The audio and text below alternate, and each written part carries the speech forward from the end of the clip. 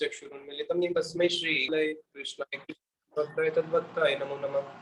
वाञ्छाकल्पतरुभ्यश्च कृपा सिन्धुभ्येव च पतितानां पावनेभ्यो वैष्णवेभ्यो नमो नमः। हरे कृष्णा कृष्णा कृष्णा हरे हरे, हरे राम राम राम हरे हरे। सर्वप्रथम दीक्षा गुरु पाद पद्म नितिल प्रविष्टो विष्णु पाद स्तोत्र श्री श्रीमशील भक्ति वेदांशील नारायण गोसाई महाराज जी के चरणों में अनंत कोटि दंडवत प्रणाम ज्ञापन करते हुए उनसे ऐसी कृपा की वांछा करता हूँ। तत्पश्चात नितिल प्रविष्टो विष्णु पाद स्तोत्र श्री श्रीमशील भक्ति वेदांशील स्वामी महाराज जी के चरणों में अनंत कोटि दंडवत प्रणाम ज्ञापन करते हुए उनसे भी ऐसी कृपा की वांछा करता हूँ। आप भक्तों को मेरा प्रणाम स्वीकार हो। हरे कृष्णा। तो राय रामानंद संवाद का 4th डे है और 3 क्लासेस पहले हो चुकी है, जिसमें हम लोग साधन तत्व के बारे में हम लोग श्रवण कर रहे थे कि साध्य क्या है। अभी तक महाप्रभु ने पूछा था कि जीव के लिए साध्य क्या है, तो करते करते हम चरम अवस्था तक पहुंचे थे ब्रज के भाग पे, जिसमें उन्होंने राधा जी के बारे में बताया था कि राधा जी ही सब में शिरोमणि है और किस प्रकार से भगवान कृष्ण राधा जी जब रास छोड़ के चली गई तो रास मंडल भंग हो जाता है। फिर महाप्रभु ने प्रश्न उठाया था कि राधा जी के पीछे जब कृष्ण गए तो इसका मतलब अभी भी छुप के गए थे बाकी गोपियों के सामने, तो उनको भी बाकी गोपियों से कुछ अपेक्षा थी। फिर उन्होंने दूसरा रास का उदाहरण दिया था गीत गोविंदम का, बसंती रास का, कि कैसे बसंती रास में कि भगवान कृष्ण सब गोपियों के सामने ही राधा जी को लेके गए थे। तो अब फिर आगे महाप्रभु ने पूछा था क्या इसके आगे भी कुछ और बाकी है क्या, तो फिर राय रामानंद जी ने बोला था अभी तक मुझे ऐसा कोई व्यक्ति नहीं मिला जो इससे आगे की कोई जिज्ञासा भी करे। फिर उसके आगे वो क्या बताते हैं उसको हम श्रवण करते हैं। उसके आगे राय रामानंद जी कृष्ण तत्व के बारे में बताते हैं और राधा तत्व के बारे में। परम ईश्वर कृष्ण स्वयं भगवान सर्व अवतारी सर्व कारण कुछ नहीं है, हमें तो मतलब है ना, हम तो करते।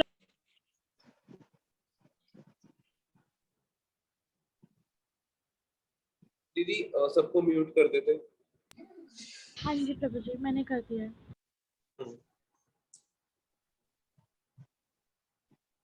परम ईश्वर कृष्ण स्वयं भगवान, जो भगवान है वो परम ईश्वर है। एक होता है ईश्वर, एक होता है परम ईश्वर, जो ईश्वरों के भी कंट्रोलर है परम ईश्वर, और वो स्वयं भगवान सर्व अवतारी, जिनसे सारे अवतार निकलते हैं, वो स्वयं भगवान कृष्ण है। जितने भी भगवान के अवतार हैं, जितने भी विष्णु अवतार हैं, जैसे नरसिंह अवतार, तो नरसिंह भगवान एक वैकुंठ के स्वामी है। जो विष्णु भगवान है वो सब एक एक वैकुंठ के सब एक एक स्वामी होते हैं। मत्स्य अवतार, कूर्म अवतार, बरा अवतार, उन सबका अपना एक एक वैकुंठ धाम है और उस वैकुंठ में वो एक एक स्वामी है अपने वैकुंठ धाम के। अनंत वैकुंठ आर अनंत अवतार, अनंत ब्रह्मांड यह सबर आधार। लेकिन भगवान कृष्ण अनंत वैकुंठ, वैकुंठ लोग एक नहीं है, अनंत वैकुंठ है, क्योंकि भगवान के अनंत अनंत अवतार है। अवतार ही असंख्य द्विजा, जिसमें भागवत में बताया है जब भगवान के अवतारों के बारे में परीक्षित महाराज जी ने सुना तो वो सुन के सोच रहे हैं कि भगवान की यही 24 अवतार है, तो वो बोलते हैं नहीं, भगवान के तो असंख्य अवतार है जिसकी कोई गिनती ही नहीं है। तो वहां पे जितने भी भगवान के अवतार होते हैं वैकुंठ के अंदर सबका एक लोक होता है, और उस अनंत वैकुंठ के जो स्वामी है वो कौन है? स्वयं कृष्ण है। सारे अवतारों के जो मूल है वो कौन है? स्वयं कृष्ण है। और सबके आधार कौन है? जितने भी ईश्वर है, ईश्वरों को भी आधार स्वयं कृष्ण है। सच्चिदानंद तनु ब्रजेंद्र नंदन, सर्व ऐश्वर्य सर्व शक्ति सर्व रस पूर्ण। और कृष्ण ही सब रसों से पूर्ण है, 64 कलाएं, और जो 5 रस के बारे में हमने श्रवण किया था। और जितनी भी सारी शक्ति है सबके मूल कौन है? कृष्ण है, जिसको ब्रह्मा जी बताते हैं ईश्वर परम कृष्णा सच्चिदानंद विग्रह अनादिर आदिर गोविंद सर्व कारण कारणम। कि सारे कारणों के कारण कौन है? भगवान श्री कृष्ण है। और वो ही सबके आदि है। उनका भी तो कोई आदि होगा? बोले नहीं, वो सबके आदि है, उनका कोई आदि नहीं है। फिर वहां पे उनकी आराधना कैसी होती है? वृंदावन अप्राकृत नवीन मदान काम गायत्री काम बीजे जार उपासन। जिन लोगों का गौड़ी संप्रदाय में दीक्षा हुआ होगा उनको पता होगा कि ये काम गायत्री क्या होती है। जब भगवान श्री कृष्ण की जो बंसी की ध्वनि है, भगवान श्री कृष्ण की बंसी की ध्वनि से जो जो ध्वनि निकली है उसकी जो प्रतिमूर्ति है वो है काम गायत्री। और जो काम गायत्री है साक्षात जैसे ब्रह्म गायत्री होती है, गुरु गायत्री होती है, महाप्रभु का गौर गायत्री होती है, तो ये काम गायत्री क्या है? ये काम गायत्री साक्षात, इसका जो पहला शब्द है, काम गायत्री मंत्र का जो पहला शब्द है वो भगवान श्री कृष्ण की बंसी ध्वनि ध्वनि ही है। और जो काम गायत्री जो पूरा मंत्र है, ये पूरा का पूरा मंत्र जो है ये साक्षात कृष्ण स्वरूप है। भगवान श्री कृष्ण के उसमें 24.5 चंद्रमा है, 24.5 चंद्रमा, यानी कि जैसे भगवान के नेत्र की उपमा भी चंद्रमा से दी है, उनके हाथ के जो नख है उसकी उपमा भी चंद्रमा से दी है। तो भगवान का जो कृष्ण का जो स्वरूप है उसमें 24.5 चंद्रमा है। ये जो 24.5 चंद्रमा है, जैसे उनके मुख चंद्र बोलते हैं ना, मुख चंद्रमा, तो ये जो 24.5 चंद्रमा है और ये जो काम गायत्री है, इसके अंदर जो शब्द आते हैं वो पूरे 24.5 शब्द ही आते हैं। वो एक एक शब्द एक एक चंद्रमा का प्रतीक है। तो ये जो काम गायत्री से ही भगवान श्री कृष्ण की जो है आराधना होती है। काम गायत्री मंत्र से, यद्यपि ये केवल दीक्षित लोगों के सामने ही इस मंत्र की व्याख्या करी जा सकती है, इसलिए इसको स्किप करना पड़ेगा। और उसके बाद वो उनको भगवान कृष्ण के तत्व के बारे में आगे बताते हैं कि भगवान कृष्ण कैसे हैं। श्रृंगार रस राजमय मूर्तिधर, अतएव आत्मरमयत सर्वचित्तहर। कि जो श्रृंगार रस है, भगवान श्री कृष्ण जो है श्रृंगार रस का ब्रज में स्वादन करते हैं, और श्रृंगार रस कहीं पे भी नहीं है, चाहे वो मथुरा हो द्वारका हो। और उस श्रृंगार रस का जब वो आस्वादन करते हैं तो वहां पे भगवान श्री कृष्ण का कैसा स्वरूप प्रकट होता है। लक्ष्मी कांत आदि अवतारे हरे मन, लक्ष्मी आदि नारी गणे करे आकर्षण। कि लक्ष्मी का तो कहना ही क्या, लक्ष्मी के जो कांत है भगवान विष्णु, वो विष्णु भी कृष्ण के उस रूप को देख के मोहित हो जाते हैं। इसलिए एक बड़ी ही सुंदर लीला आती है जिसमें द्वारका में एक ब्राह्मण था, उस ब्राह्मण के यहाँ पे बच्चा जन्म लेने के साथ साथ ही उसके पुत्र का मृत्यु हो जाता है। ऐसा जब बार बार होने लगा तो उससे जाके राजा के ऊपर दोष लगाया, द्वारकाधीश भगवान कृष्ण के ऊपर, कि आपके राज्य में अकाल मृत्यु हो रही है। और अगर किसी के राज्य में अकाल मृत्यु होती है तो उसका दोष राजा को जाता है। क्यों? क्योंकि कुछ ना कुछ ऐसा गलत काम हो रहा है राज्य में जिसके कारण से अकाल मृत्यु हो रही है और आप उसको रोक नहीं पा रहे। अब जहाँ पे राज्य साक्षात भगवान कृष्ण कर रहे हैं और प्रजा देखा जाए तो सारे द्वारकावासी उस जगत से आए हैं, वहां पे ऐसा क्या कार्य हो सकता है गलत की अकाल मृत्यु हो। तो अर्जुन ने बोला कि अब तुम्हारे पुत्र का जब जन्म होगा तो मैं वहां पे आके रक्षा करूंगा। और अर्जुन वहां पे जाते हैं, जैसे उसके पुत्र का जन्म होने वाला होता है, उन्होंने अपने गांडीव से एक ऐसा चक्रव्यूह बनाया कि जिसके अंदर यम भी प्रवेश नहीं कर सकता, यमराज भी, मृत्यु भी वहां पे प्रवेश नहीं कर सकती। अब जैसे बच्चे का जन्म हुआ, अगले क्षण बच्चा फिर मर गया। अब इससे फिर सारा दोष भगवान कृष्ण के ऊपर लगाने का वो किया। तो अर्जुन बोला ऐसे कैसे हो सकता है, मैंने जो चक्रव्यूह रचा है यहाँ पे तो जब मृत्यु भी नहीं आ सकती तो तुम्हारे पुत्र को की मृत्यु कैसे हो गई। तो भगवान कृष्ण बोले कि अर्जुन चलो मैं तुम्हें दिखाता हूँ, और इसके पुत्र को लेके आते हैं। तो भगवान कृष्ण अर्जुन को इस ब्रह्मांड से बाहर लेके गए थे क्षीर सागर में, जहाँ पे विष्णु जी विश्राम करते हैं। और वहां पे पुत्र को देखा कि उसके जो पुत्र मरे थे सबके सब क्षीर सागर विष्णु जी उनको आके लेके चले गए थे। क्यों? क्योंकि विष्णु जी ने लीला रची थी, सॉरी लाइट चली गई एकदम से, विष्णु जी ने लीला रची थी कि वो ये दिखाना चाहते थे, वो कृष्ण के दर्शन करना चाहते थे कि कृष्ण का कितना सुंदर रूप है। और कृष्ण के रूप के दर्शन करने के लिए उन्होंने इस प्रकार से लीला रची कि उनके एक एक पुत्र को बुला के वहां से अपने धाम में क्षीर सागर की ओर लेके आ गए। तो यहाँ पे बताया कि भगवान श्री कृष्ण का कितना सुंदर स्वरूप है कि जो उनके उसको भी हर लेता है। सेकेंड चली गई।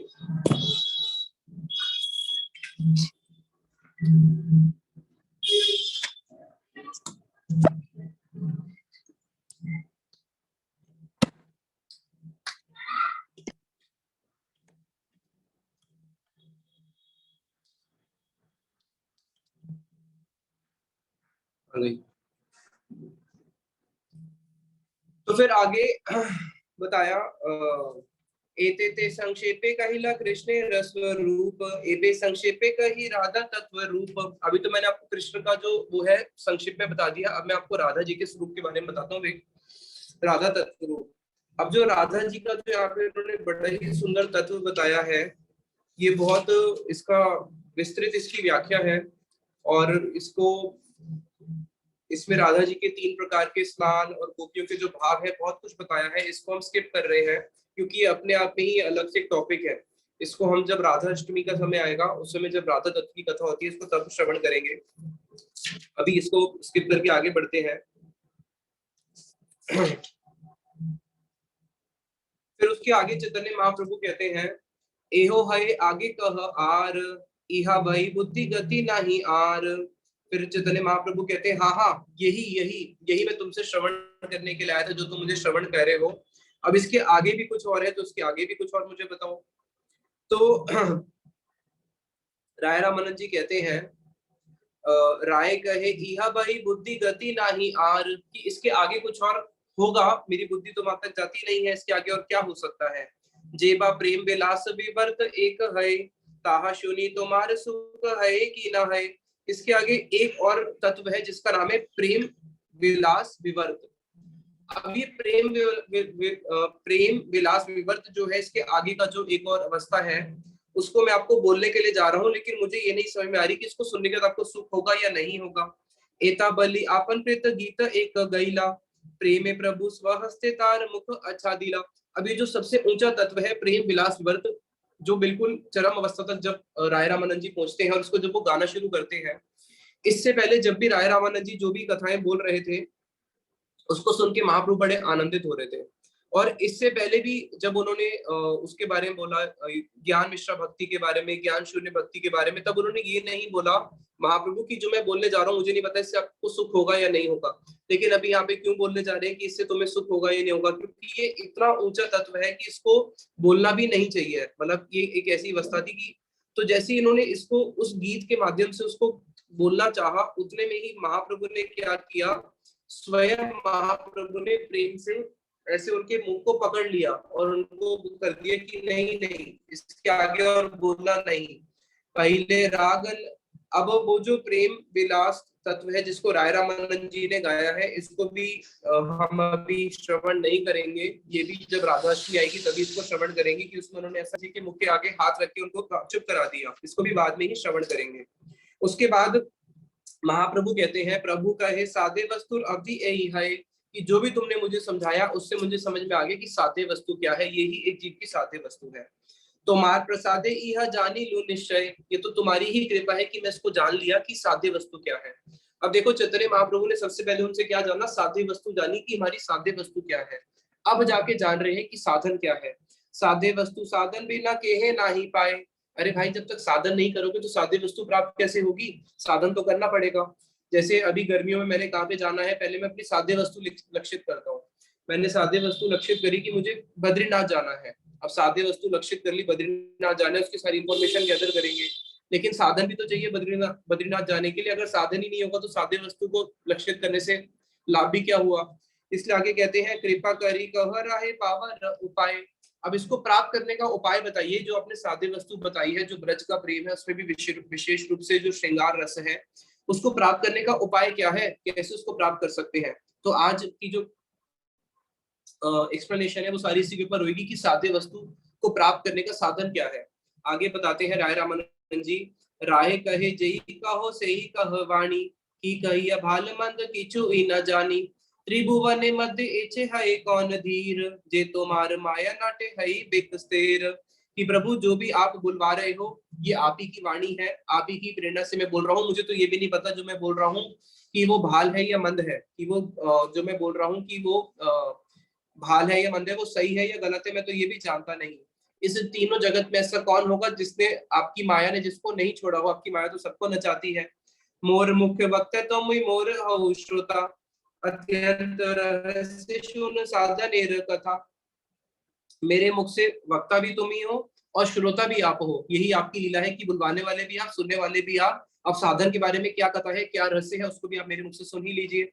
राधा कृष्ण लीला एई अति गुणतर, दासे वात्सल्य आदे भावे ना है गोचर। अब देखो क्या कह रहे हैं राय रामानंद जी, कि ये जो राधा कृष्ण जी की जो लीला है, ये राधा कृष्ण की लीला बहुत गुणतर है, यानी कि बहुत ही कॉन्फिडेंशियल है। अगर कोई दास्य भाव से या वात्सल्य भाव से उनकी सेवा करता है तो कभी भी वो राधा कृष्ण की लीलाओं का गोचर नहीं हो सकता, वो कभी भी उन लीलाओं तक नहीं पहुंच सकता। इसलिए वात्सल्य भाव को भी गौड़ीय संप्रदाय के अंदर कहीं पे भी लड्डू गोपाल की सेवा नहीं है। हमारे जो 7 मुख्य मंदिर हैं, राधा गोविंद, राधा गोपीनाथ, राधा मदन मोहन, राधा श्याम सुंदर, राधा दामोदर, राधा रमन, राधा गोकुलानंद, कहीं पे भी इन 7 मंदिर के अंदर क्या लड्डू गोपाल जी हैं?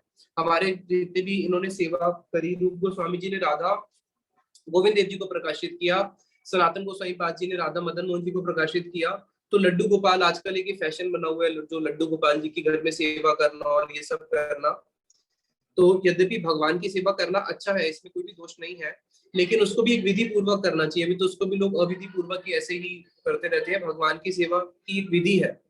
और उसके बाद जो विशेष रूप से गौड़े संप्रदाय में आए हैं, उनको तो युगल की ही उपासना करनी चाहिए। उनको अपने घर में लड्डू गोपाल जी की सेवा ना करके राधा कृष्ण की सेवा करनी चाहिए, क्योंकि लड्डू गोपाल जी की जो सेवा होती है वो तो वात्सल्य भाव से होती है, और वात्सल्य भाव से कभी भी राधा कृष्ण की सेवा को हम प्राप्त नहीं कर सकते हैं। तो अब आगे बता रहे हैं, सबे एक सखी गण इहा अधिकार, सखी हईते हय एह लीला विस्तार। केवल सखियों को ही इस लीला के अंदर प्रवेश है, सखियों के बिना इसमें किसी का भी और प्रवेश नहीं है राधा कृष्ण की लीलाओं में। और सखियां ही इन लीलाओं का विस्तार करती है। अगर सखियां ना हो तो राधा कृष्ण की लीला का भी विस्तार नहीं हो सकता। सखी बिना यही लीला पुष्ट नाही है, सखी लीला विस्तारी या सखी अस्वादय। सखी के बिना अगर सखियां ना हो तो लीला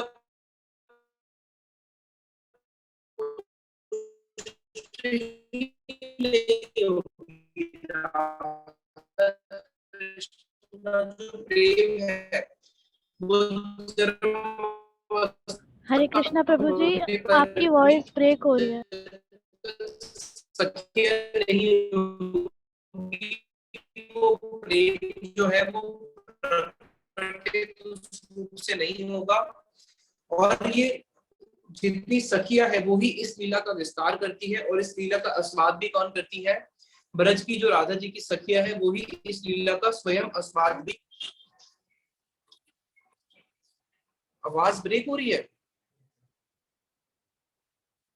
जी प्रभु जी। हरे कृष्णा, अभी ठीक है? अब अभी भी थोड़ा अटक रहा है प्रभु जी। अब ठीक है, अब ठीक है। अब ठीक है, ओके। अब अटक रहा है प्रभु जी वापस से। तो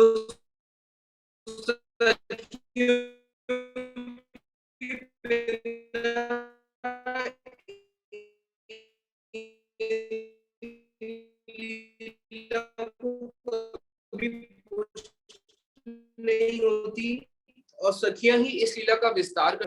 मेरे को लग रहा है कि फिर कुछ नेटवर्क प्रॉब्लम होगी, क्योंकि यहाँ पे फिर करता हूँ। अभी ठीक है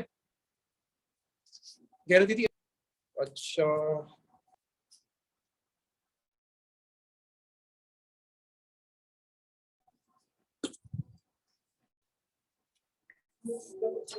ज्ञाना दीदी आप बताओ। अब आवाज ठीक आ रही है प्रभु जी। आप वीडियो शायद ऑन ना करो तो ठीक होगा, क्योंकि नेटवर्क से उससे भारी हो रहा आवाज ठीक आ रही है? है। अभी ठीक आ रही थी प्रभु हाँ, जी, मैं अब फिर वीडियो ऑफ अटक करता रही हूँ। है। और ठीक है, मैं छत पे चले जाता हूँ।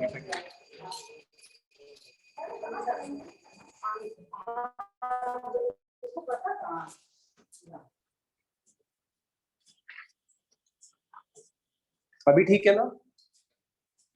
जी प्रभु जी, अब एकदम ठीक ठीक है। है, हाँ। तो फिर आगे राय रामानंद जी कहते हैं कि सखी बिना एई लीला अन्य नाही गति, सखी भावे जेता रे करे अनुगति। कि सखियों के बिना इस लीला की गति नहीं है। यानी कि जो राधा कृष्ण जी की जो लीलाएं हैं उसके जो मूल है वो कौन है? वो सखियां ही है। इसलिए राधा जी क्या करती हैं, जब तक बहुत सारी सखियां नहीं हो तो लीला पुष्ट नहीं होती। तो इस लीला की पुष्टि के लिए राधा जी क्या करती हैं? राधा जी स्वयं कृष्ण को संतुष्ट देने करने के लिए अपना ही विस्तार करती है कायाव्यूह का, जिसके अंदर वो बहुत सारी गोपियों को प्रकट करती हैं।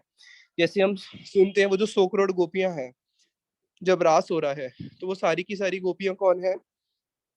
ब्रज में सब राधा जी का ही प्रकाश है। फिर आगे बताते हैं,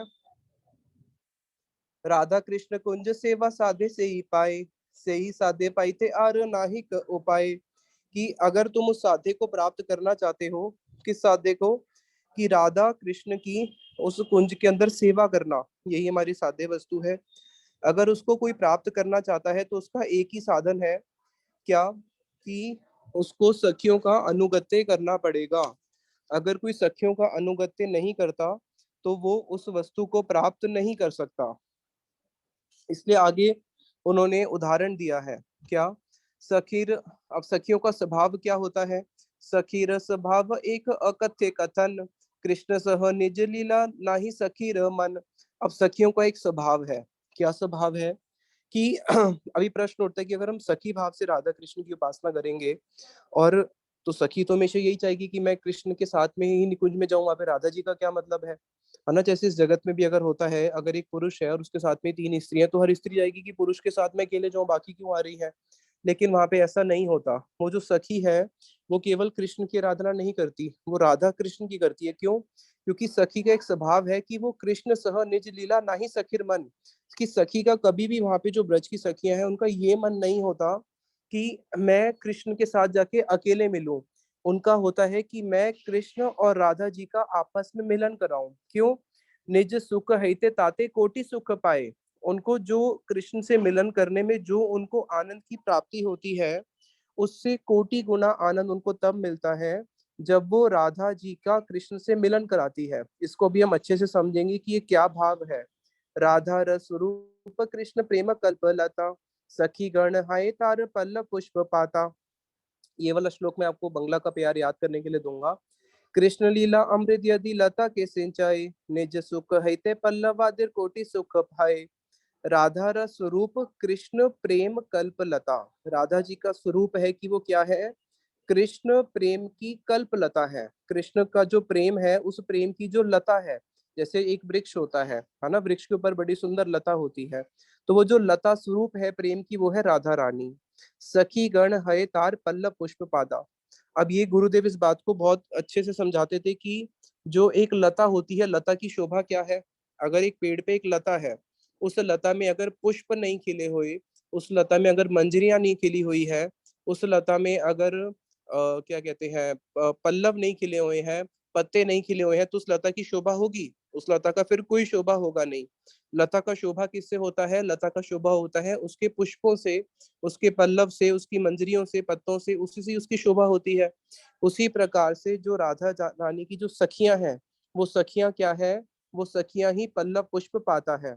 अब कृष्ण लीला अमृत यति लता के संचाई। अब अगर लता में जल डालते हैं, लता को अगर कृष्ण लीला अमृत का प्राप्ति होती है, तो उससे आनंद किसको आता है?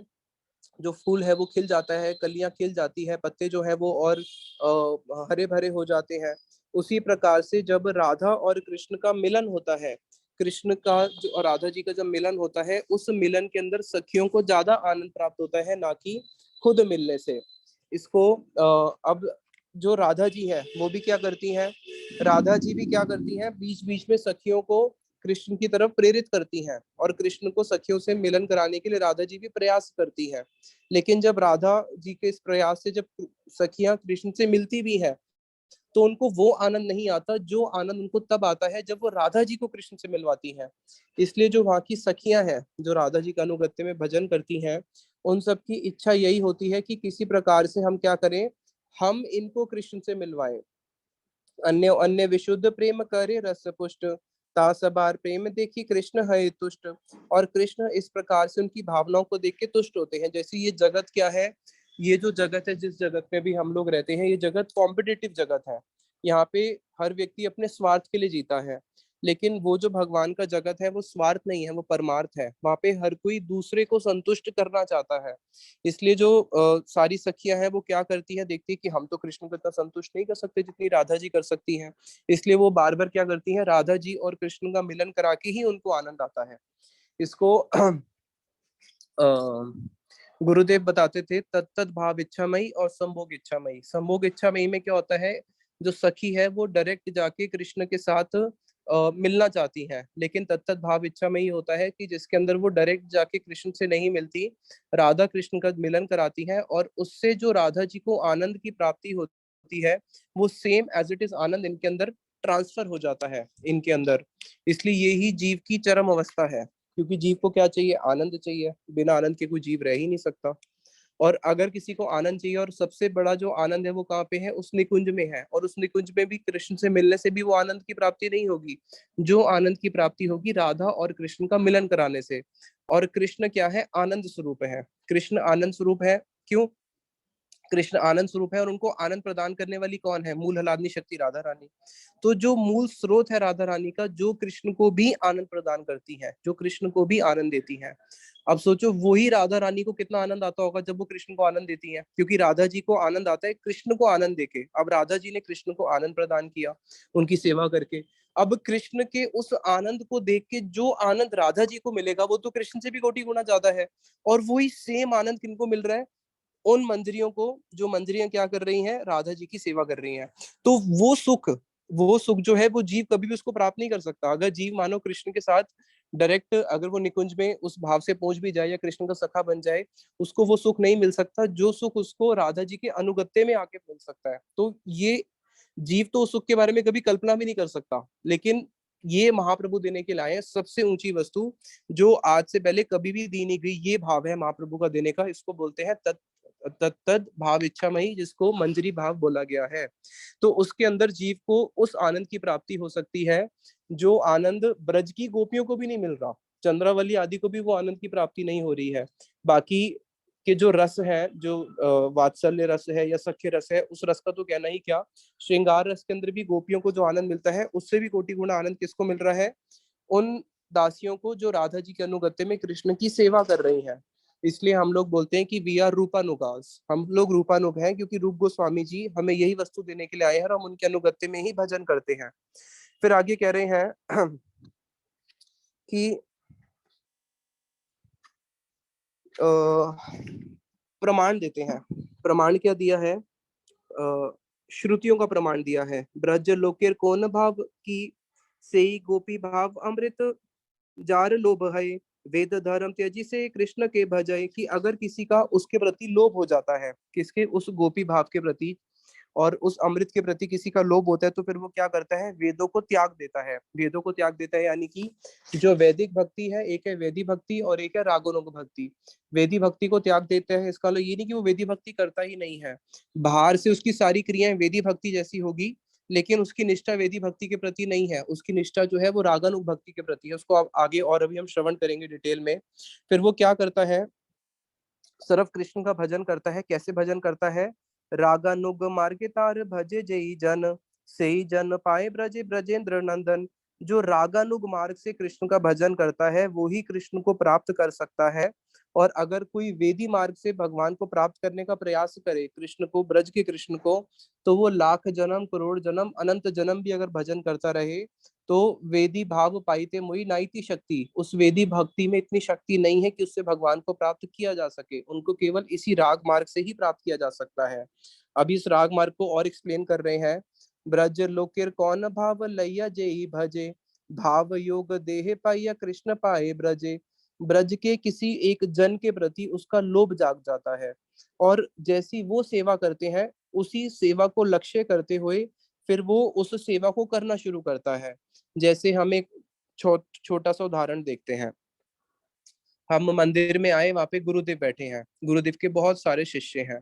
अब हमने देखा कि ये वाला शिष्य गुरुदेव की बहुत अच्छे से सेवा करता है, तो हमारा प्रीति हो जाता है उस शिष्य के प्रति कि हाँ, ये गुरुजी की हमारी बहुत अच्छी सेवा करता है। किसी का किसी के प्रति, किसी का किसी के प्रति हो जाता है। तो उसके साथ में हम क्या करते हैं? हम धीरे धीरे उसको अपना एक आइडल मान लेते हैं कि हाँ, ये मेरा आइडल है और मुझे भी ऐसे ही करना है। फिर उसको आइडल मान के हम लोग क्या करते हैं? धीरे धीरे उसको अपना आइडल मान के हम भी उसी प्रकार से प्रयास करना शुरू करते हैं, उसको फॉलो करना शुरू करते हैं। इसको बोलते हैं रागानुग। और एक होता है राग आत्मिक।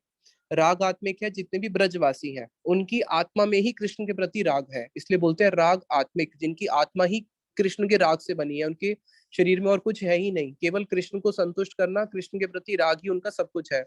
वो सब है राग आत्मिक। और इस जगत के अंदर जो उस राग आत्मिक को फॉलो करने का प्रयास करते हैं उसको बोलते हैं रागानुग। समझ में आया? ब्रजवासी हो गए राग आत्मिक जन, और जो उनको फॉलो करने का प्रयास कर रहे हैं इस जगत में साधन भजन करते हुए, वो हो गए उनका अनुगत्य कर रहे हैं, इसलिए रागानुग। तो यहाँ पे जो एक किसी ब्रजवासी के प्रति, जैसे किसी का रूप मंजरी के प्रति, किसी का रति मंजरी के प्रति, इसलिए एक कीर्तन है, शीला भक्ति विनोद ठाकुर जी बोलते हैं, सुनिया ची साधु मुखे भले सर्व जाना, श्री रूप कृपाए मिले युगल चरण। कि मैंने सुना है, सुनी आचे साधु मुख भले सर्वजन। मैंने एक साधु से नहीं, मैंने हजारों साधुओं से सुना है, जो वास्तविक साधु है। ऐसा वाला साधु नहीं जो गंगा किनारे बैठा है बीड़ी फीक रहा है। जो वास्तविक साधु है, मैंने उन सारे साधु और वैष्णवों से सुना है क्या, श्री रूप कृपाए मिले युगल चरण।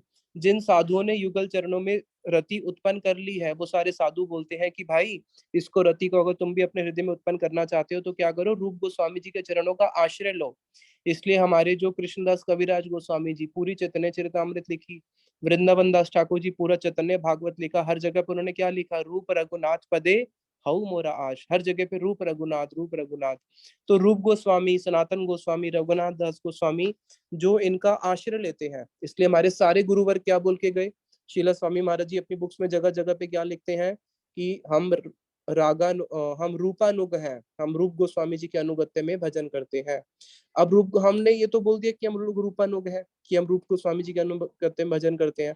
अब ये तो समझना पड़ेगा ना, रूप गोस्वामी जी रागात्मिक जन में रूप मंजरी कौन है, रूप मंजरी के अनुगत्य में ही भजन करना ही रूपानुग है। तो रूप मंजरी जी राधा कृष्ण की कैसी सेवाएं करती है, उसको हमें जानना पड़ेगा। और जब हम किसी को आइडल कब मानेंगे, हम किसी को आइडल किसी के बोलने से थोड़ी ना मान लेंगे। हम उसको अपने हृदय में आइडल तभी मानेंगे जब हम उसकी सेवाओं को सुन सुन के हमारे हृदय में चमत्कार आएगा, अच्छा ऐसी सेवा करती है, ऐसी सेवाएं करती हैं कि रूप मंजरी ने अपनी सेवाओं से राधा कृष्ण के हृदय को जीत के रखा हुआ है। वहां पे जितनी भी मंजरियां हैं उस जगत में, सब क्या करती हैं, सारी मंजरियां इन्हीं के आश्रय में, रूप मंजरी के अनुगत्य में ही सब क्या करती हैं, राधा कृष्ण की सेवाएं करती हैं। तो जब हम उनकी सेवाओं को जानेंगे, उनकी सेवा की परिपाटी को जानेंगे, तब जाके हमारे हृदय के अंदर भी लोभ आएगा कि हाँ हाँ, मुझे भी जैसी रूप मंजरी जी राधा कृष्ण की सेवा करती है, मुझे भी वैसी सेवाएं करनी है। क्योंकि मेरे गुरुदेव भी उनका अनुगत्य करते हैं, हमारे गुरुदेव जितने भी गुरु वर्ग हैं सब क्या है, सब रूपानुग है। गुरुदेव बोलते थे कि एक वैष्णव के लिए सबसे बड़ी उपाधि क्या है, एक वैष्णव के लिए, वैष्णव समाज के अंदर इससे बड़ी उपाधि नहीं है कि वो रूपानुग है, ये सबसे ऊंची उपाधि है। तो अब हमें भी तो जानना है कि वो शीला स्वामी महाराज जी इतने बड़े आचार्य, उन्होंने भी बोला कि मैं भी रूप गोस्वामी जी के अनुगत्य में भजन करता हूँ। तो हमें ये तो जानना है कि वो है क्या। तो जब हम उसको जानेंगे और उनको अपना आइडल मानते हुए जब हम रूप मंजरी जी के बारे में, उनकी सेवाओं को, परिपाटी को जान के जब हम भजन करेंगे, तब क्या होता है, तब जाके ही भाव योग देह पाइया कृष्ण पाए ब्रजे। तब जाके उसकी जब सिद्धि होती है, उसको ब्रज में जाके फिर वो गोपी देह की प्राप्ति होती है, जिससे वो कृष्ण की उस प्रकार से सेवा कर सकता है। ताहाते दृष्टांत उपनिषद श्रुति गण, राग मार्गे भजी पाइला ब्रजेंद्र नंदन। और इसका भाई कोई दृष्टांत है क्या, कोई एग्जाम्पल है, बताया हाँ एग्जाम्पल है क्या, जितनी भी उपनिषद है और श्रुतियां हैं, उपनिषद और श्रुतियों ने भी क्या किया, उपनिषद और श्रुतियां तो शास्त्रों के अंदर अनेक अनेक वचन है, लेकिन वो तो शास्त्रों का सार जानती है। तो सारे उपनिषद और सारी श्रुतियों ने, उन्होंने किसका भजन किया है, मथुराधीश का भी नहीं, द्वारका का भी नहीं, भगवान के किसी अन्य अवतार का नहीं, साक्षात अवतारी ब्रजेंद्र नंदन का। और सारे उपनिषद और सारी श्रुतियों ने ब्रजेंद्र नंदन का भजन कौन से भाव से किया है, इसी राग मार्ग से ही, गोपी भाव को प्राप्त करने के लिए उन्होंने राग मार्ग का फॉलो करते हुए उन्होंने कृष्ण का भजन किया है, और उनको फिर कृष्ण की प्राप्ति हुई है। और इसलिए श्रुतियों ने भी प्रार्थना करी है, श्रीमद् भागवतम में आता है, जिसमें श्रुतियां प्रार्थना कर रही है, श्रीमद् भागवतम का 10 स्कंद का 87 अध्याय का श्लोक है, 23वां नंबर, जिसमें सारी श्रुतियां प्रार्थना करती है, निभृत मरुम मना अक्ष दृढ़ योग युजो हृदय यन मुने उपासते तद्रयो अपि ययु स्वर्णात् स्त्रिया उर्गेन्द्र भोग भुज दंड विशक्त धियो वयम अपि ते समा समदृशो अंग्री सरोज सुधा। की प्रार्थना कर रही हैं कि बड़े बड़े योगी, यति जो बड़े बड़े योगी होते हैं, यति जो सन्यासी होते हैं, वो अपने प्राण को, अपने मन को, अपनी इंद्रियों को वश में करके, बहुत दृढ़ योग अभ्यास करके द्वारा अपने हृदय में निर्विशेष जो ब्रह्म है उसकी उपासना करते हैं। इतना कठोर साधन करके बड़े बड़े योगी भी क्या कर पाते हैं, जो अपने प्राण, मन और इंद्रियों को वश में कर चुके हैं, केवल भगवान का जो निर्विशेष रूप है उसकी उपासना करते हैं। और उससे उसको किस कौन से पद की प्राप्ति होती है, उनको मोक्ष की प्राप्ति होती है। अब ये मोक्ष कैसा है, श्रुतियां कह रहे हैं ये मोक्ष तो वही है जो आप शत्रुओं को भी दे देते हैं, क्योंकि भगवान हतारी गति दायिता है। जितने भी असुरों को भगवान मारते हैं, तो भगवान उन शत्रुओं को भी क्या करते हैं, उनको वो मोक्ष की प्राप्ति कराते हैं। तो प्रभु, ये श्रुतियां कह रही है कि प्रभु जिस मोक्ष के लिए इतना साधन करते हैं, और वही आप अपने शत्रुओं को भी प्रदान कर देते हो जो आपसे वैर भाव रखते हैं। तो अब आप ही बताओ दोनों में क्या अंतर रहा। और लेकिन हमें ये नहीं चाहिए। जो सर्प राज था, सर्पराज कौन था? जो कालिया था। और इसको, ये जो ब्रज में रहता था, लेकिन उसको क्या मिला? उसको आपकी ब्रज की भक्ति मिली। और जो राधा जी के साथ में जितनी भी अन्य कांताएं हैं, जो आपकी नित्य कांताएं हैं, जिन्होंने आपने रास में जिनको आलिंगन करके आपने बड़ा सुंदर अपने रास लीला को, जिसमें आपने अपनी रास लीला को संपन्न किया है, हम उनके चरणों की, जो राधा जी की जितनी भी संग की जो गोपियां हैं, हम उनके चरणों की जो रज है उसको हम अपने वक्षस्थल पे धारण करती हैं। ये सारी श्रुतियां बोल रही हैं, क्योंकि जितनी भी श्रुतियां हैं वो स्त्री स्वरूप है। तो वो कह रही हैं कि हम राधा जी की चरणों की जो, और जो आपकी अन्य कांताएं हैं, हम उन सबकी चरण रज को लेके अपने वक्षस्थल पे धारण करती हैं। और उनका अवलंबन करने से ही, उनका अनुगत्य करने से ही हमें भी उन्हीं की ही भांति क्या होगा? आपकी सेवा प्राप्त होगी। तो यहाँ पे वो श्रुतियां बोल रही हैं कि हम योगी मुनियों की तरह भजन नहीं करना चाहती। योगी मुनियों भजन करके उस मोक्ष को प्राप्त करते हैं जो आप अपने शत्रुओं को भी दे देते हो। इसलिए हमें क्या चाहिए? हमें तो केवल आपकी जो सखियां हैं उनके चरणों की रज चाहिए, जिसको प्राप्त करके हम भी क्या कर लेंगी? आपकी उस प्रकार से सेवा कर पाएंगी जैसे वो सेवा कर पाती है। इसलिए फिर राय रामानंद जी महाप्रभु को आगे बोलते हैं, अतएव गोपी भाव करी अंगीकार, रात्रि दिन चिंते राधा कृष्ण रविहार। इसलिए क्या करो? इसी गोपी भाव को ही अंगीकार करो, और रात्र दिन, दिन रात क्या करो? केवल राधा कृष्ण की ही इन निकुंज की लीलाओं का स्मरण करते रहो। सिद्ध देह चिंती करे ताहा ही सेवन, सखी भावे पाए राधा कृष्ण रचरण। और अपने सिद्ध देह से, ये भी एक भजन की परिपाटी है, ये साधन भजन करते हुए कि जब दीक्षा होती है तो दीक्षा के समय गुरुदेव मंत्र देते हैं। तो मंत्र जब देते हैं तो गुरुदेव बोलते हैं किस पे मेडिटेट करना है? इस इन चीजों पे मेडिटेट करना है कि तुम्हारा एक सिद्ध देह है, जिस सिद्ध देह से तुम क्या कर रहे हो? दिन रात उस सखी भाव से उस निकुंज के अंदर राधा कृष्ण की सेवाएं कर रहे हो। और अगर गोपियों को अनुगत्य नहीं लिया, बिना गोपी के अनुगत्य के भजन करेंगे तो क्या होगा? फिर इसलिए राय रामानंद जी कहते हैं, गोपी अनुगत्य बिना ऐश्वर्य ज्ञाने, भजी ले नाही पाए ब्रजेंद्र नंदने। जो गोपियों को अनुगत्य नहीं लेगा, ऐश्वर्य से, ऐश्वर्य ज्ञान से कृष्ण का भजन करेगा कि वो त्रिलोकीनाथ है और वही सब कारण कारण है, इस प्रकार से जो ऐश्वर्य ज्ञान से उनका भजन करता है बिना गोपियों के अनुगत्य के, उसको ब्रजेंद्र नंदन कभी नहीं मिलते। उसका दृष्टांत है, ताहा ते दृष्टांत लक्ष्मी करीला भजन, तथापि ना पाइले ब्रजे ब्रजेंद्र नंदन। कि भाई लक्ष्मी जी भी तो ब्रज में आज तक भजन कर रही है, क्या लक्ष्मी जी को इतना भजन करने पर भी आज तक ब्रजेंद्र नंदन मिले? भागवत प्रमाण है कि लक्ष्मी जी को आज तक ब्रजेंद्र नंदन नहीं मिले। इसलिए जब चैतन्य महाप्रभु दक्षिण भारत में गए थे तो महाप्रभु ने जब वहां पे रंगम मंदिर के वहां रुके थे तो वेंकट भट्ट से पूछा था कि बताओ कि तुम तो लक्ष्मी के उपासक हो, तो तुम्हारी लक्ष्मी तो आज तक कृष्ण का भजन कर रही है। उन्होंने बोला तो क्या हो गया? अगर लक्ष्मी कृष्ण का भजन कर रही है उसमें गलत क्या है? महाप्रभु बोलते हैं इसमें गलत नहीं है, ये तो मैं जानता हूँ, लेकिन गलत तो ये है कि अभी तक भजन करने पर भी उनको कृष्ण मिले नहीं है। तो बोले ऐसे कैसे हो सकता है कि कृष्ण नहीं मिले? बोले भागवत का प्रमाण है। क्या प्रमाण है? भागवतम के 10वें स्कंद में ही आता है 47वें अध्याय में, नायम श्रियो यु अंग ना अम श्रियो यु अंग नितांत रते प्रसादा, स्वर योषिताम नलीन गंध रुचाम कतो अन्य, रास उत्सवे अस्य भुज दंड गृहित कंठवा लब्ध आशीषंभा उद्गात ब्रज सुंदरी नाम। कि जिस प्रकार से रास में भगवान कृष्ण ने उन ब्रज अंगनाओं पे कृपा करी है, उनके गले में अपने बाहु को डाल के किस प्रकार से उन्होंने उनके मनोरथ को पूर्ण किया है, वैसी कृपा आज तक उनके अपने वक्ष तल में उनकी नित्य संगनी, जो उनकी परम प्रेमवती है, जो कि लक्ष्मी जी है, उनको भी आज तक ये प्राप्त नहीं हुआ है। भागवत में लिखा हुआ है। तो इसको सुन के राय रामानंद जी की इस साधन को सुन के कि कैसे साधन करना चाहिए, महाप्रभु बड़े आनंदित होते हैं। और महाप्रभु साथ ही साथ में उनको क्रंदन करते हुए उनको आलिंगन कर लेते हैं। और उसी प्रकार से संध्या से लेकर पूरी रात हो जाती है, पूरी रात प्रेम आवेश में ही उनका पूरा निकल जाता है। अब अगले दिन जब सुबह होते हैं तो महाप्रभु उनको बोलते हैं कि मैं चाहता हूँ कि तुम राय रामानंद जी महाप्रभु को बोलते हैं कि मैं चाहता हूँ कि अब आप तो सन्यासी हो, अब तो आप चले जाओगे, लेकिन आप कम से कम 10-12 दिन और यहाँ पे रहो, और यहाँ पे रह के जिस प्रकार से अब जीवों को उद्धार कर रहे हो, मैं चाहता हूँ मेरा भी आप उद्धार करो, कुछ दिन आप यहाँ पे और रहो। तो चैतन्य महाप्रभु फिर आगे बोलते हैं कि मैं तो तुम्हारे बारे में ही सुन के यहाँ पे आया था सार्वभौम भट्टाचार्य जी से, और जो मैंने उनसे सुना था वही मैंने देख लिया कि कैसी ही तुम्हारी महिमा है।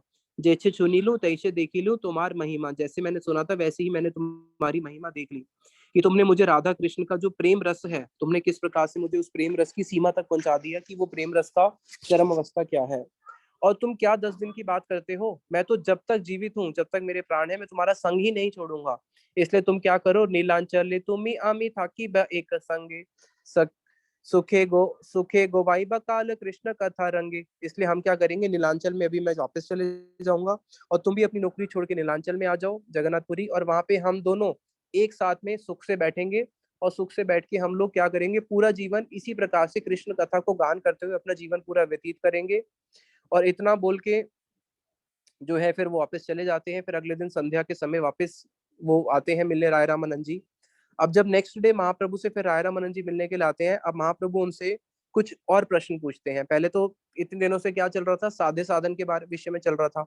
अब महाप्रभु उनसे कुछ और प्रश्न पूछते हैं। महाप्रभु उनसे पूछते हैं कि प्रभु कहे कौन विद्या विद्या मध्य सार, कि बताओ जितनी भी इस जगत में विद्या है, क्योंकि वो राजा है, अब वो राजा होने के कारण वो राजगद्दी पे बैठे हैं, तो वो जो भी बात बोलेंगे तो सारा जन साधारण लोग उसको मानेंगे कि देखो भाई इतने बड़े व्यक्ति ये बोल रहे हैं। तो रामानंद जी से पूछते हैं कि बताओ जितनी भी विद्या, उन विद्याओं का सार क्या है। जैसे कोई लोग बोलेगा आईएएस है, कोई बोलेगा आईआईटी है, लेकिन राय रामानंद जी क्या बोलते हैं, इतने बड़े राज पदवी पे बैठने पर भी वो क्या बोलते हैं, राय कहे कृष्ण भक्ति बिना विद्या नहीं आर। अरे कृष्ण भक्ति को छोड़ के विद्या और कुछ होता ही नहीं है। कृष्ण भक्ति ही वास्तविक विद्या है। कृष्ण भक्ति को छोड़ के इस जगत में जितनी भी वस्तु है वो सारी की सारी अविद्या है, वो विद्या ही नहीं है। विद्या किसे कहते हैं और अविद्या किसे कहते हैं? विद्या वो होती है जो हमारे सारे दुख खत्म कर देती है, जो हमें जन्म मृत्यु से बचाती है, जो हमें भगवान कृष्ण के चरणों के पास लेके जाती है, क्योंकि कृष्ण है आनंद स्वरूप और ये जगत है दुखालयम। तो विद्या वो होती है जो हमें क्या करती है, असतो माँ सतगम में, जो हमें असत से सत्य की ओर लेके जाती है। ये जगत क्या है? ये जगत तो असत्य है और राम नाम सत्य है, भगवान ही सत्य है। तमसो माँ ज्योतिर्गम में, ये जगत क्या है? ये जगत जो है अंधकारमय है और वो जगत क्या है? प्रकाशमान है। तो जो हमें क्या करती है, दुख से आनंद की ओर लेके जाती है, उसको विद्या बोलते हैं। अगर कोई बच्चा ऐसी विद्या हासिल करने का प्रयास करे जिस विद्या से वो ये सीखे कि शरीर में कैंसर कैसे होता है, शरीर में टीबी कैसे होती है, शरीर के अंदर अनेक अनेक बीमारियां कैसे पैदा करनी होती है, क्या विद्या ये सिखाती है? विद्या तो ये सिखाती है कि कैसे कैंसर ठीक होता है, कैसे टीबी ठीक होता है, कैसे अन्य और बीमारी HIV XYZ ये सारी बीमारियां कैसे ठीक होती है, विद्या तो ये सिखाती है। लेकिन अगर मानो कोई ऐसा स्कूल हो जहाँ पे ये विद्या सिखाई जाए कि कैसे बीमार होना है, और कोई बच्चा अगर वहां पे जाके एडमिशन ले ले और वो सारी ये चीजें सीखे कि कैसे मुझे दुखी होना है, कैसे मुझे अपने शरीर को खराब करना है, तो उसको तो विद्या नहीं बोलेंगे। तो बोला कि विद्या उसको बोलते हैं जो हमें आनंद की ओर लेके जाती है। लेकिन कृष्ण भक्ति को छोड़ के बाकी सारी की सारी वस्तु क्या है, वो अविद्या ही है। क्योंकि इस जगत के अंदर हमें जितना भी भौतिक ज्ञान सिखाया जाता है, हमें केवल ऐसे लगता है कि उससे हम सुखी हो जाएंगे। लेकिन ये भौतिक ज्ञान क्या करता है, हमें कृष्ण से बहिर्मुख कर देता है और हम और दुखी होते रहते हैं। इसलिए शिला भक्ति विनोद ठाकुर जी का एक कीर्तन है जिसके अंदर उन्होंने बोला है कि मोह जन्मिया अनित्य संसारी जीव के करे गधा। उसका स्टार्टिंग क्या है? मोह जन्मिया अनित्य संसारी जीव के करे गधा। कि ये विद्या क्या करती है, ये जो अविद्या है, ये अविद्या क्या करती है, मोह जन्मिया अनित्य संसारे, हम मायार वैभव तुम्हार भजने बाधा, विद्या तुम्हार भजने बाधा माया वैभव। ये जो विद्या है, ये विद्या नहीं है, ये माया का वैभव है। कि देखो मैं IIT हूँ, मैं इंजीनियर हूँ, मैं IAS हूँ, मैंने ये एग्जाम क्लियर किया, मैंने वो एग्जाम क्लियर किया है। ये सब का सब क्या है? ये सब का सब क्या है? माया का वैभव है। ये क्या करती है? मोह जन्मिया अनित्य संसारे। इस जगत की विद्या हमारे हृदय के अंदर मोह उत्पन्न कर देती है। कौन से संसार के अंदर? इस अनित्य संसार के अंदर। अरे भाई, नित्य संसार के अंदर मोह करना है या अनित्य संसार में? जो वस्तु छूटेगी मुझे पता है, उससे मोह क्यों करना? अब मैं ट्रेन में बैठा, मुझे पता है कि 4 घंटे बाद मेरी सीट आज मेरे को छोड़नी पड़ेगी, तो उस सीट से मैं क्यों मोह करूंगा? और 4 घंटे बाद जब मैं जाऊंगा तो मैं पछताऊंगा, हाय मेरी सीट थी, मैं इसको छोड़ के जा रहा हूँ। तो अनित्य संसार के अंदर मोह उत्पन्न करके क्या करती है? जीव के करे गधा, जीव को गधा बना देती है और दिन रात मेहनत कराती रहती है। अब जो व्यक्ति जज बन के बैठा है, वो सोच रहा है मैं जज हूँ, अब पूरा जीवन क्या करता रहता है कि मैं जज हूँ, मैं जज हूँ, इस वैभव के अंदर रहता है और गधे की तरह पूरा जीवन काम करते रहता है और उसके बाद राम नाम सत्य है। तो इसलिए राय रामानंद जी कहते हैं कृष्ण भक्ति को छोड़ के और कोई विद्या होती ही नहीं है। विद्या वही होती है जो हमें कृष्ण की ओर लेके जाती है, जो हमें इस संसार के दुख से बचाती है, जो मुझे ये बताती है कि क्या वस्तु मुझे बांध रही है, क्या मुझे मुक्त कर रही है। हम जो भी कर्म करते हैं, संसार के कर्म हमें बांधते हैं ना, लेकिन भक्ति हमें मुक्त करती है, कर्म योग हमें मुक्त करता है। तो जो विद्या हमें संसार के कर्म में ही प्रेरित करती जा रही है, तो वो तो विद्या ही नहीं, वो तो अविद्या है, क्योंकि हमें यही नहीं पता कि मेरा क्या बंधन हो रहा है, क्या मेरा मुक्ति हो रही है। तो फिर आगे बताते हैं जैसे एक व्यक्ति नॉनवेज खाने के लिए गया, अब उसको नहीं पता चल रहा कि मैं कितने बड़े कर्म बंधन में फंस गया, मुझे भी अगले जन्म में मुर्गी बनना पड़ेगा, पहले अंडा बनूंगा, फिर मुर्गी बनूंगा, फिर बड़ा होऊंगा, फिर मेरे को कोई चीर फाड़ के फिर मुझे भी कोई खाएगा। तो इस जगत में जो हमको ये सब कुछ विद्या, केवल कृष्ण भक्ति ही विद्या है।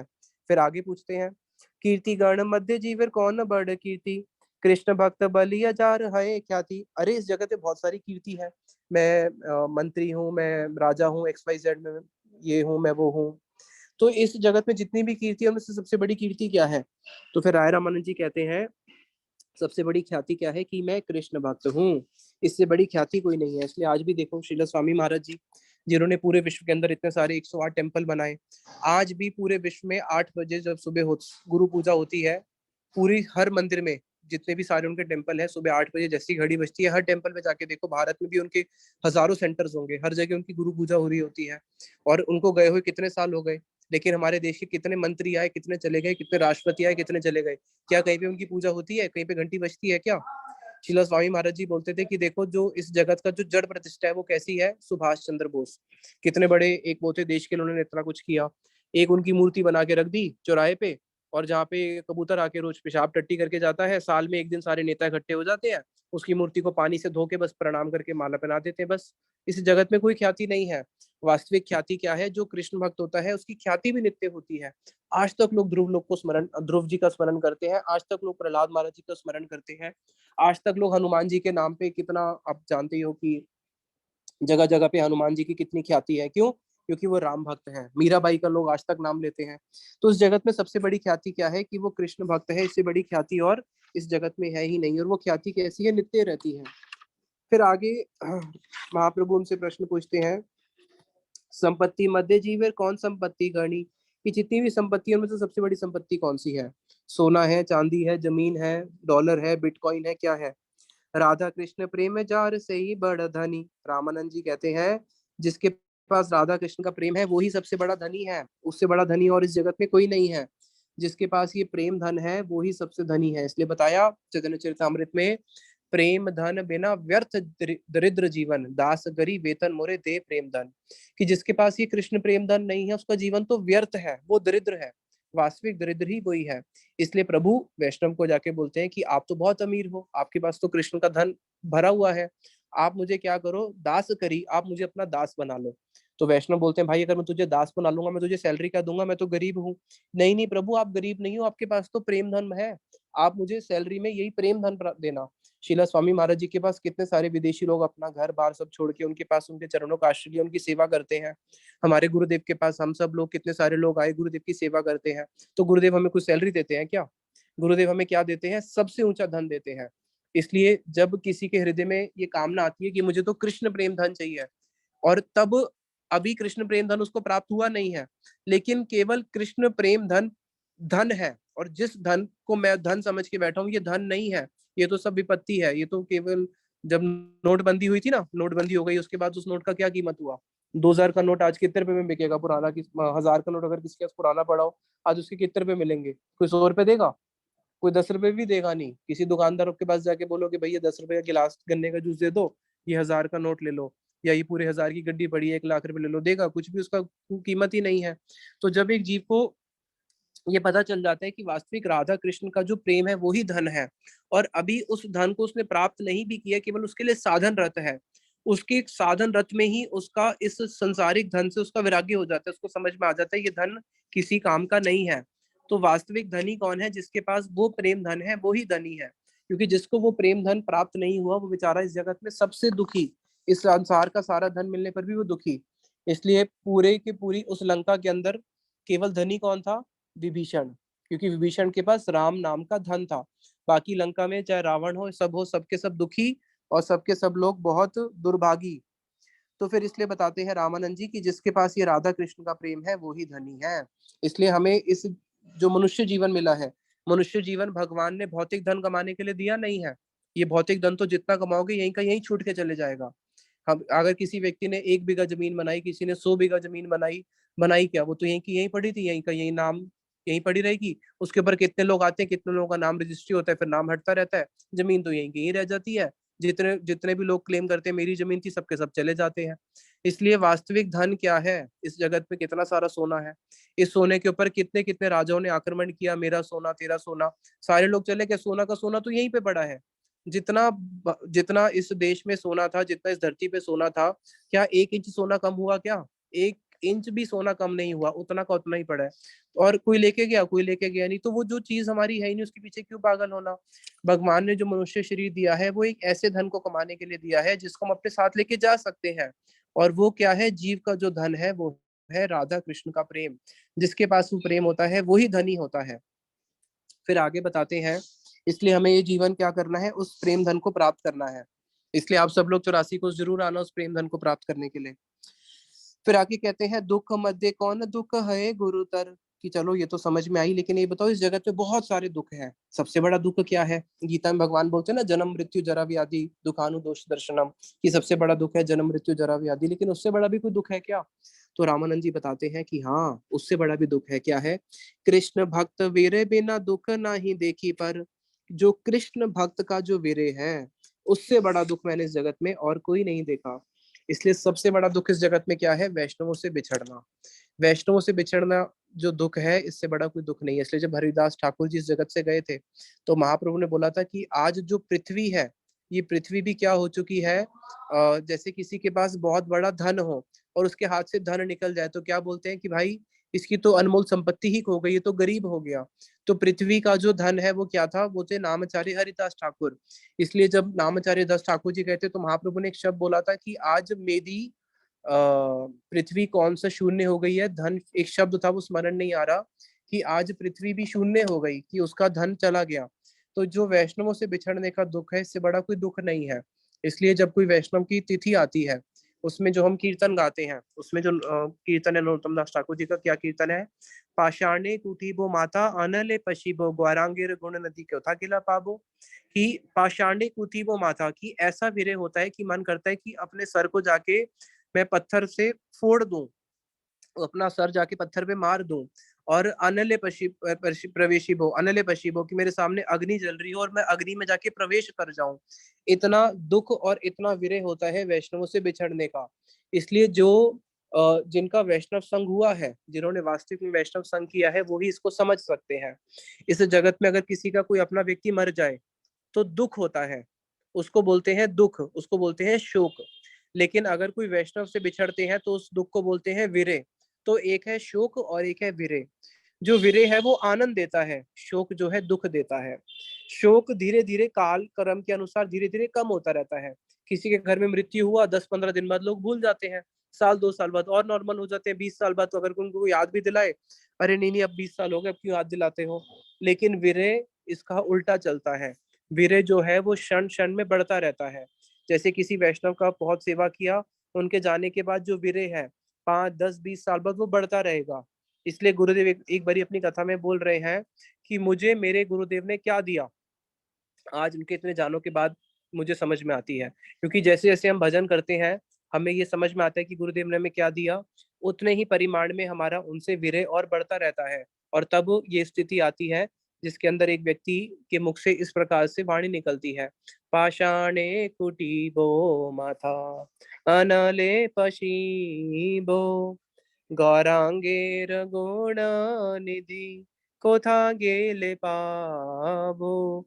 कि हाय मुझे गौरांगेर गुण निधि, मुझे कहाँ पे उस प्रकार से गुण निधि की प्राप्ति होगी, कहाँ मोर स्वरूप रूप कहाँ सनातन, कहाँ है मेरे स्वरूप, कहाँ है मेरे सनातन। इस प्रकार से रोते रोते एक व्यक्ति जो है प्रार्थनाएं करता है। तो फिर यहाँ पे फिर आगे महाप्रभु उनसे पूछते हैं, मुक्त मध्य कौन जीव मुक्त करी मानी। अच्छा, जितने भी मुक्त हैं, जो इस जगत से मुक्त हो गए, उनमें से सबसे बड़ा मुक्त कौन है? कृष्ण प्रेम जार से ही मुक्त शिरोमणि। हाँ, यद्यपि जो मायावादी हैं वो भी एक प्रकार से मुक्त है, जो सदाशिव के लोक में गए हैं वो भी मुक्त है, जो वैकुंठ में गए हैं वो भी मुक्त है, और उसके आगे वैकुंठ के ऊपर जो द्वारका में गए वो भी मुक्त है। लेकिन जिसको कृष्ण प्रेम की प्राप्ति हो गई वो मुक्त शिरोमणि है। जो ब्रज का जो कृष्ण प्रेम है, जो जो वहां तक जिसकी मति पहुंच गई, वो ही मुक्तों में सबसे बड़ा शिरोमणि है। गान मध्य कौन गान जीवे निज धर्म। अच्छा, जितने भी गान है इस जगत में, तो बहुत सारे गान है, जीव का कौन सा धर्म है, कौन सा गान उसको गाना चाहिए, सबसे बेस्ट सॉन्ग कौन सा है? राधा कृष्ण प्रेम के लिए जय गीत मर्म। अरे सारे गीतों का मर्म क्या है? सारे गीतों का मर्म ही यही है, राधा कृष्ण की प्रेम के लिए। जो राधा कृष्ण के जो भजन है उन्हीं को ही दिन रात गाते रहना। इसलिए इस जगत का आप कोई भी कीर्तन, कोई भी भौतिक सॉन्ग देख लो, वो क्या होता है, ट्रेंडिंग होता है, उसके बाद खत्म हो जाता है। किसी भी गाने को एक जीव कितनी बारी सुन सकता है? 2 4 5 10 बारी, उससे ज्यादा तो नहीं सुन सकता। लेकिन हम तो मठ में वही आरती गाते हैं ना रोज, जय जय राधा कृष्ण युगल मिलन। हम ये तो नहीं बोलते ना इस आरती को इतने सालों से रोज गा रहे हैं, बोर हो गए, थोड़ी चेंज कर दो या रिमिक्स डाल दो। नहीं, क्यों? क्योंकि वास्तविक में जो गीत है वो बना ही उस वस्तु के लिए है। अगर आप गीत को भौतिक जगत में जो लगाया जाता है वो उसका मिस यूज हम कर रहे हैं, और उसको मिस यूज करने से क्या होगा, उसका उसकी सार्थकता ही किसमें है? उसकी सार्थकता ही भगवान की जितनी भी जो ये विद्या है, सारे गामा पा, ये सब किस लिए बनी है? राधा कृष्ण की उन लीलाओं को गान करने के लिए ही बनी है, और उसी में ही जीव को आनंद मिलेगा। उसके अलावा भौतिक गाने के अंदर जीव जितना मर्जी आनंद ढूंढ ले, आनंद मिल ही नहीं सकता। अब आप देखो ना, भौतिक गाने कितने प्रकाशित हो चुके हैं, रोज कम से कम 100,000 गाने तो प्रकाशित होते होंगे। अब तक करोड़ों अरबों गाने प्रकाशित हो चुके हैं। अगर आनंद मिलना होता तो मिल नहीं जाता क्या? जब इतने करोड़ों गाने प्रकाशित होने के बाद भी आज तक जीव को आनंद नहीं मिला, और वो उसी के अंदर और खोज रहा है और खोजी जा रहा है, अनेक अनेक इंस्ट्रूमेंट डाल रहे हैं, कभी रिमिक्स डाल रहे हैं, कभी कुछ डाल रहे हैं, नहीं मुझे इसके अंदर आनंद मिलेगा मिलेगा।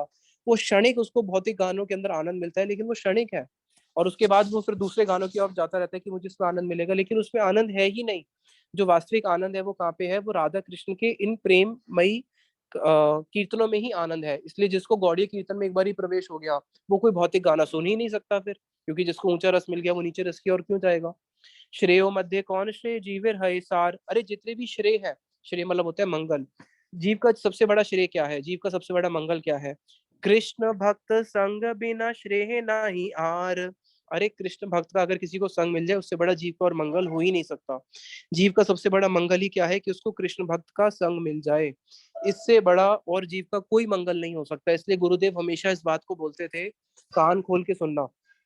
गुरुदेव इस बात को बोलते थे कि अभी तुम गिरिराज जी की परिक्रमा करने जा रहे हो, गिरिराज जी की परिक्रमा करने जा रहे हो, ध्यान पूर्वक सुनना। कभी खबरदार, गुरुदेव ऐसे बोलते थे, खबरदार खबरदार गिरिराज जी से कोई भौतिक वस्तु मत मांगना। गिरिराज जी से बस एक ही वस्तु मांगना कि प्रभु आपके रसिक भक्तों का संग मिलता रहे। पूरे ब्रजमंडल परिक्रमा में गुरुदेव बोलते थे, हर स्थान पे जाओ, बस एक ही वस्तु मांगो कि प्रभु आपके रसिक भक्तों का संग मिलता रहे। क्यों? क्योंकि कृष्ण के जो रसिक भक्त हैं, जो रागानुग भक्त हैं, उन्हीं भक्तों के संग से ही हमें ये भक्ति प्राप्त होगी, उन्हीं भक्तों के संग से ही हमें वास्तविक विद्या, उन्हीं के संग से ही हमको वास्तविक हमारा श्रेय होगा। जो कृष्ण प्रेम की जो हम बात कर रहे हैं, जो सबसे बड़ी मूल संपत्ति है, वो संपत्ति कहाँ पे है? कृष्ण से तोमार कृष्ण दीते पारो, तोमार शकति आछे। वो तो वैष्णवों के पास ही है। इसलिए बार बार गुरुदेव बोलते थे, हमेशा रसिक भक्तों का संग मांगना भगवान से, और कुछ कभी मत मांगना, वरना ठगे जाओगे। तो इसलिए महाप्रभु भी यहाँ पे यही कह रहे हैं कि जीव का सबसे बड़ा श्रेय क्या है? सबसे बड़ा श्रेय है कि उनको किसी प्रकार से ये प्राप्त हो जाए। क्या प्राप्त हो जाए? वैष्णवों का संग प्राप्त हो जाए। सोचो हम गिरिराज जी की परिक्रमा कर रहे हो और हमें परिक्रमा करते करते राय रामानंद जी प्राप्त हो जाए, राय रामानंद जी मिल जाए। उससे बड़ा मंगल हो सकता है क्या जीव का?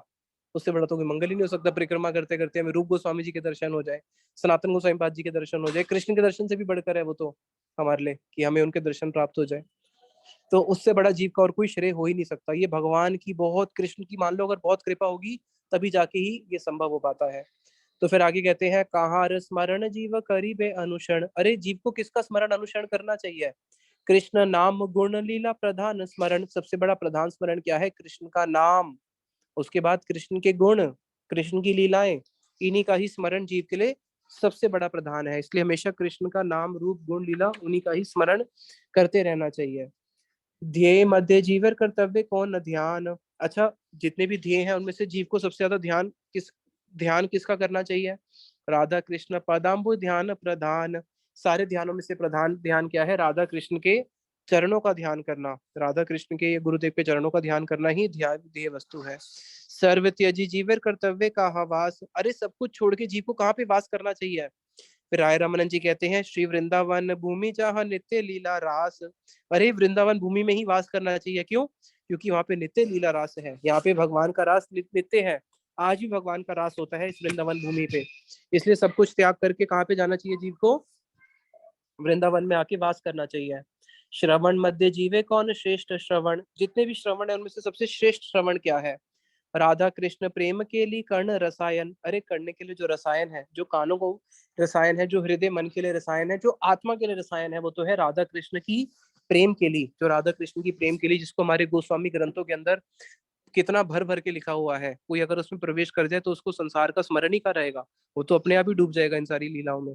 तो इसलिए जो राधा कृष्ण की जितनी भी प्रेम के लिए है, जो उनकी सुंदर सुंदर लीलाएं हैं, उसका श्रवण करना ही जीव के लिए कर्ण का रसायन है।